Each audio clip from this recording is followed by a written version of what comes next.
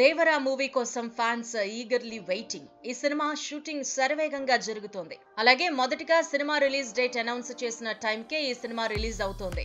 దానిలో ఎటువంటి సందేహం లేదు. ఇక శరవేగంగా దేవరా షూటింగ్ జరుగుతుండగా షూటింగ్ లో కొంతమంది జూనియర్ ఆర్టిస్టులకు గాయాలయ్యాయి. ఇప్పుడు ఇదే న్యూస్ సోషల్ మీడియాలో హాట్ టాపిక్ గా మారింది. Koratala Shiva, young tiger NTR combination లో వస్తున్న సెకండ్ మూవీ దేవరా.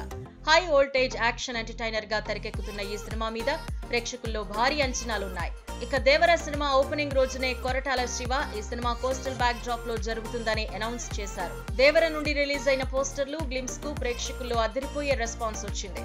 ప్రస్తుతం దేవరా సినిమా షూటింగ్ వైజాగ్ పరిసర ప్రాంతాల్లో జరుగుతోంది. అల్లూరి సీతారామరాజు జిల్లా పాడేరు ఫారెస్ట్ రీజియన్ లో దేవరకు సంబంధించిన కొన్ని కీలక సన్నివేశాలను మేకర్స్ షూట్ చేస్తున్నారు.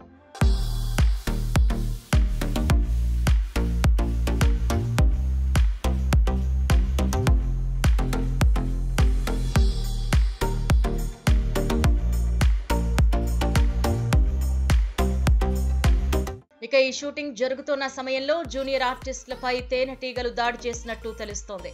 ఈ ఘటనలో షూటింగ్ స్పాట్ లో ఉన్న సుమారు 20 మందికి పైగా గాయాలైనట్టు వార్తలు వస్తున్నాయి. ప్రస్తుతం వారందరూ కూడా ఆసుపత్రిలో చికిత్స తీసుకుంటున్నారు అని సమాచారం.